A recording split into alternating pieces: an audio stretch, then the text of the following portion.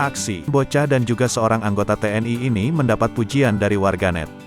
Pasalnya, dalam unggahan video yang dibagikan akun Instagram @andreli_48, tampak seorang bocah berkaos warna kuning dengan seorang anggota TNI yang membantu membuka jalur bagi kendaraan ambulans yang akan lewat. Kondisi jalanan saat itu memang sangat padat, puluhan mobil terjebak arus lalu lintas yang padat saat itu. Sopir ambulans yang sedang membawa pasien berusaha ekstra karena kondisi jalanan yang macet parah. Suara sirine dari mobil ambulans berbunyi kencang seolah memberikan tanda agar pengendara membantu membukakan jalur karena kondisi darurat. Satu persatu mobil yang ada di depan ambulans diminta untuk sedikit maju oleh seorang bocah dan sedikit menepi ke sisi jalan agar mobil ambulans bisa melintas.